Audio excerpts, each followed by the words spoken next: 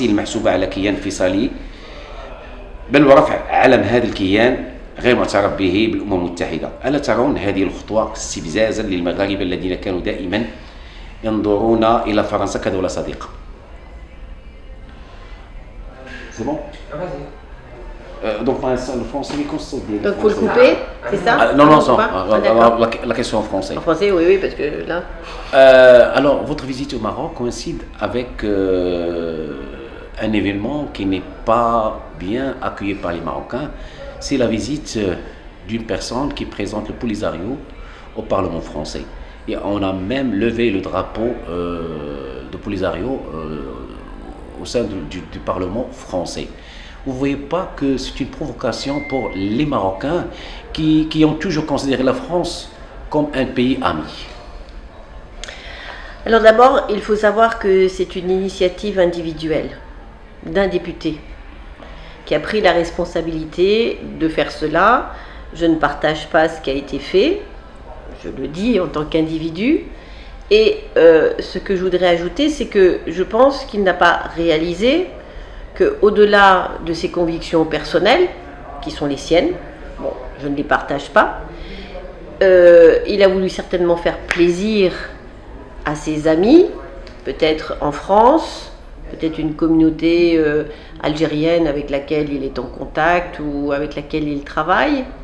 Et je crois qu'il n'a pas réalisé l'impact en dehors de l'hémicycle, en dehors du contexte franco-français, et de l'impact qu'un tel geste peut avoir en effet sur le Maroc et la réaction des Marocains. Donc je dirais tout simplement que je déplore ces initiatives individuelles parce que je pense que nous avons aujourd'hui besoin de relations apaisées. Il y a certaines tensions qui existent déjà entre la France et le Maroc pour d'autres raisons. Et je pense qu'il est absolument inutile et dangereux d'attiser finalement une montée en puissance de malentendus, de tensions politiques. Alors, pourquoi les Marocains sont convoqués? Parce que, effectivement, cet accueil, ce pas coïncide avec effectivement les tensions dans les relations entre le Maroc et la France. Et c'est pour cela que les Marocains sont très touchés par ce pas. On n'entendait pas par un pays ami qui est la France. Vous voulez le dire en arabe, ce que vous voulez dire là? Oui. لكن ذلك لا ينفي أن هذه الخطوة الاستفزازية جاءت في سياق أزمة صامتة تبرمها العلاقات المغربية الفرنسية. Bien sûr, mais je vais dans le sens en effet de votre analyse, mais ce n'est pas la France, c'est un individu qui est libre de défendre certaines causes à laquelle il peut croire, de le faire. Il ne faut pas voir ceci comme un geste de la France contre le Maroc. Vous dites que ce n'est pas la France, mais pourquoi la France, jusqu'à maintenant, hésite de prendre une position pour la question du Sahara marocain? La France n'a pas, non, c'est pas vrai, la France n'a pas hésité. La France a dit très clairement qu'elle souhaitait une solution politique sous l'égide des Nations Unies pour résoudre ce problème de tension aujourd'hui dans cette région au sud du Maroc. Donc la France souhaite, et je pense qu'elle a un rôle à jouer peut-être d'intermédiaire, en effet, pour apaiser les tensions et trouver une solution. La France a dit très clairement, et cela a été exposé déjà, de même pour l'Espagne, qu'elle était favorable à un statut d'autonomie pour cette région. Mais après, ce n'est pas à la France de résoudre le problème entre deux parties, alors qu'elle est, elle, étrangère à cela. Mais je pense que la France a toujours joué un rôle positif dans la diplomatie en permettant à deux de se parler. Si elle prend position fermement contre, en accusant là où elle ne peut plus jouer ce rôle d'intermédiaire. elle ne sera plus neutre, elle ne sera plus Mais objective. des pays qui ont un poids dans la communauté européenne, l'Union européenne, tels que l'Espagne, l'Allemagne, la Hollande, ils sont partis plus loin. Ils ont reconnu la marocanité du Sahara, bien sûr, dans le cadre d'autonomie. L'Allemagne n'a pas le passé que la France a avec cette région du monde. Et là, je parle pas simplement le Maroc, mais l'Algérie. Donc, il est beaucoup plus facile pour l'Allemagne de prendre une position parce qu'elle ne peut pas être accusée par l'un ou par l'autre. Les liens entre la France et le Maroc, la France et l'Algérie ne sont pas les mêmes que ces deux pays peuvent avoir avec l'Allemagne. Donc c'est beaucoup plus facile pour certains. Vous savez, la France, quand elle prend position, elle a toujours tort. C'est toujours trop et pas assez. Donc c'est toujours alors de garder un certain équilibre. Oui, pour pouvoir être utile dans une tension à laquelle elle n'est pas partie. La France n'est pas partie prenante de cette tension dans cette région du monde. Mais alors, quoi de la légitimité? Parce que normalement, alors la position du Maroc, elle est légitime. Parce que le tribunal international de La Haye a reconnu la marocanité des liens entre les Sahraouis et les sultans du Maroc. Bien Alors, sûr, mais c'est une question de principe. Absolument, absolument. C'est pour ça que je vous dis que la France s'en remet à ce que les Nations Unies peuvent faire aujourd'hui pour résoudre ce problème. Si c'était facile, il n'y aurait pas de tension. S'il n'y avait pas une contestation, bien sûr que si on est du côté marocain, on va penser que le Maroc a raison. Si on est du côté de la population de Polisario, eux vont dire que c'est eux qui ont raison. Qu'à un moment, quand deux parties sont en opposition, il faut trouver un terrain d'entente, parce que la situation ne peut pas perdurer comme ça. L'Algérie a dit qu'elle était neutre. Très bien. Mais la frontière est fermée entre ces deux pays. Donc il y a bien une tension quand même qui existe à cause de cette histoire. Donc je pense que voilà, la France a un rôle à jouer de médiateur. Et ça doit être son seul rôle. D'accord. Alors passons à notre sujet qui n'échappe pas ou bien qui ne s'éloigne pas des tensions des relations entre le Maroc et la France, c'est le visa. Alors les Marocains sont touchés, provoqués par la baisse des visas aux Marocains. Jusqu'à que le patronat marocain a envoyé une lettre pour alors protester contre ce pas qui n'est pas alors accepté par les Marocains. Oui, et tout à fait justifié. Bon, moi j'ai été ministre et j'ai dialogué avec mes homologues des pays du Maghreb en montant. Nous avions des différends et nous avons passé beaucoup de temps autour d'une table pour apaiser certains malentendus, mais surtout pour se dire que quand on travaille dans la réciprocité. Enfin, la relation entre le Maroc et la France est une relation ancienne, de confiance, on parle d'une relation d'exception, donc on ne va pas tout casser parce que la France a fait une demande à laquelle le Maroc n'a pas répondu, et qu'on se retrouve dans une sorte de rétorsion en disant « Ah, si le Maroc ne répond pas à la demande qu'on a faite de récupérer un certain nombre de ses ressortissants, nous allons pénaliser les Marocains. » Je pense que ce n'est pas la bonne façon de le faire. Parce que d'abord, les citoyens marocains ne méritent pas d'être pénalisés. Ils n'y sont pour rien. C'est là aussi une situation diplomatique. Ça doit passer par un dialogue au niveau politique, et dans cette réciprocité, dans la confiance dans laquelle on a toujours travaillé, de trouver une solution. Je ne sais pas pourquoi le Maroc a refusé, dans un premier temps, de récupérer certains de ses ressortissants, que la France ne veut plus, qui sont illégalement sur le territoire français. Ce que je sais, c'est que la façon de forcer le Maroc à accepter cette demande, pour moi, n'est pas la bonne. Elle n'est tellement pas la bonne qu'en fait, la France est en train de se pénaliser elle-même par cette mesure. Parce que nous avons là des personnes qui sont légitimement bienvenues en France, qui l'ont été parce qu'ils ont la famille, parce qu'ils ont le travail, parce qu'ils ont fait leurs études et que ça fait des décennies qu'ils viennent en France. Et aujourd'hui, on leur dit qu'ils ne peuvent plus venir. Donc, moi, je trouve que cela est inacceptable. Je vais en rentrant, parce que c'est la plus longue mission en fait que je fais. Depuis 10 ans que je suis élue, j'ai été vice-présidente du Sénat, ministre. Généralement, on reste 48 heures, 72 heures dans un pays. Là, je suis arrivée mardi et je repars demain. Donc de mardi à mardi. Donc j'ai pris le temps. J'ai 3 villes. Bon, il y a des déplacements bien sûr.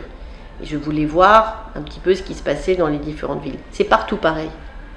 Tous les Français que j'ai rencontrés sont atterrés, sont tristes, sont en colère par ce qui est imposé à leurs amis marocains. Parfois, ce sont leurs conjoints, les membres de leur famille, leurs amis, les étudiants.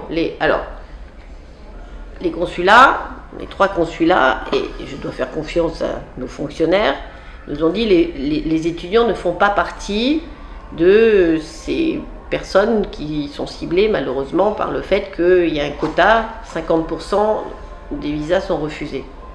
50% c'est 1 sur 2. Vous donnez un, ben vous refusez l'autre qui suit. Complètement idiot. Enfin bon. Bon, ils ont dit que les étudiants n'étaient pas touchés, que les parents accompagnants de mineurs n'étaient pas touchés non plus, et ainsi de suite. Mais dans le lot, parce qu'il y a des milliers quand même de demandes qui sont faites, il faut savoir. Les entrepreneurs. Mais oui, mais il y en a forcément, il y a des erreurs qui sont faites, ou parce que le dossier n'était pas rempli correctement, ou voilà. Bon. Après, il y a certains qui font du buzz, ok ?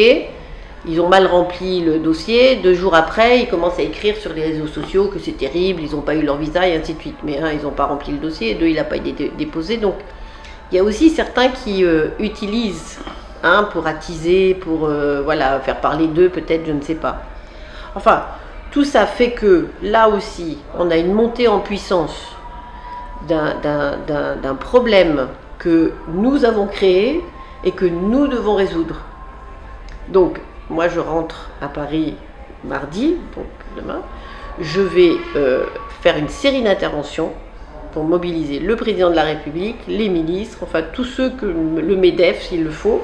Je vais écrire à tout le monde parce que j'ai la liste de tout ce que j'ai pu observer et de choses négatives pour nous. Et de demander aux plus hautes autorités de revoir la décision qui a été prise et de voir comment, avec le Maroc, on peut arriver sur un terrain d'entente pour que le Maroc fasse un geste pour aller dans le sens de ce que l'on demande et qu'en retour, on arrête de s'en prendre à une population francophile, francophone, franchement, qui ne mérite absolument pas d'être pénalisée et d'être les victimes, finalement, d'un désaccord politique. D'accord. Alors,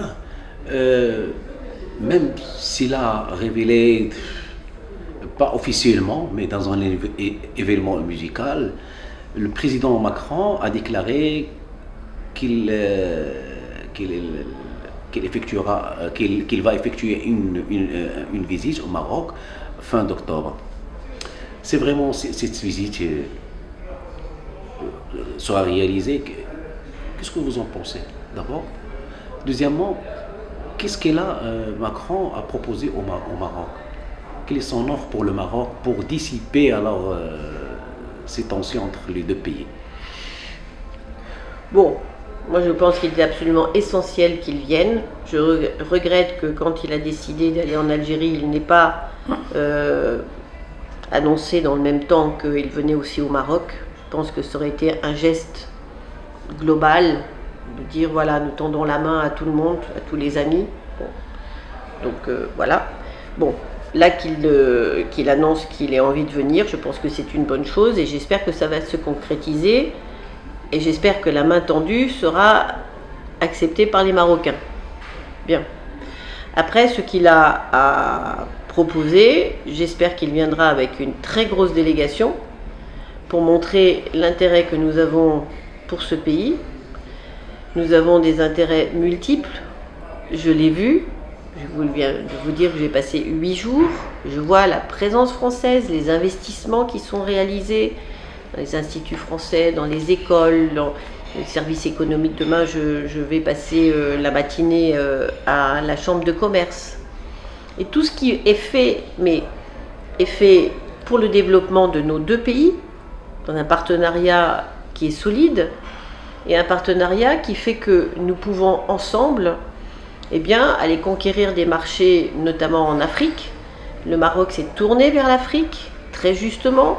La France y a une place, on va dire, privilégiée depuis longtemps. Et au vu de la concurrence aujourd'hui d'un grand nombre de pays, comme la Chine, comme la Turquie, comme la Russie, on serait bien inspiré d'y aller ensemble. Je pense qu'ensemble, on est plus fort. Et que le choix que fait le Maroc, en effet, d'être un pourvoyeur d'énergie, dans le cadre du climat aussi, d'avoir beaucoup de choses à apporter donc, à ce continent auquel il appartient, mais qui est plus au sud, et bien que la France soit dans un partenariat, je crois, gagnant-gagnant avec le Maroc. Donc moi, j'aimerais que le président ne se repose pas simplement sur le passé, mais dise, voilà, le présent, on a peut-être des tensions, il y a peut-être des choses, on va les résoudre, on va s'en occuper. Ça a été créé de toutes pièces, donc ça peut être arrêté. Et qu'est-ce qu'on fait demain? Qu'est-ce qu'on fait demain ensemble? Pour ce continent, pour le Maroc, pour la France, parce que je crois que la France a besoin du Maroc, tout autant que le Maroc continue à avoir besoin de la France. Et dans un couple, il faut entretenir la relation. On ne peut pas simplement se reposer sur le fait qu'on s'est marié il y a longtemps et que c'était beau, on était beau et tout allait bien. Avec le temps, les choses changent et je crois qu'il faut donner des signes d'amitié, des signes d'amour, des signes à l'autre. Sinon, il se lasse, il s'ennuie et il y a des problèmes. Donc voilà, nous sommes un vieux couple, mais je crois qu'il peut y avoir de la passion entre nous. Et c'est ça qu'il faut faire revivre aujourd'hui. Une dernière question, vous avez parlé des écoles. Quand vous voyez l'avenir de l'enseignement français au Maroc? La France a un rôle à jouer. J'ai vu aujourd'hui toutes ces familles qui font des sacrifices. L'école est chère. Oui. Ils investissent, ok? Ils investissent parce qu'ils souhaitent que leurs enfants aient un avenir prometteur. On a des écoles qui ont une offre linguistique intéressante, avec l'enseignement de l'arabe, l'enseignement de l'anglais, le français. Enfin, un jeune qui aujourd'hui a fait un peu de mathématiques, parle arabe, français et anglais, mais il peut faire tout ce qu'il veut dans la vie. Il sera employé et employable par toutes les sociétés du monde. Donc, je crois que la qualité de l'enseignement français a fait ses preuves. Partout. Mais il y a un petit problème que les manuels ou pour le Sahara, toujours, ils en mettent un trait. Que vous en pensez? Ça, j'ai pas vu. J'ai pas ouvert les manuels. Non. D'accord. Non. Là, j'étais vraiment calée sur l'histoire des visas et des choses. Je suis pas rentrée dans c'est pas la peine de répondre. Cette histoire-là. Voilà. C'est une question qui. Vraiment. Merci, Madame la Ministre, pour votre générosité. Merci pour vos questions. Elles ne sont pas simples. Mais elles abordent des sujets. Mais malheureusement, parce que je ne suis pas un vrai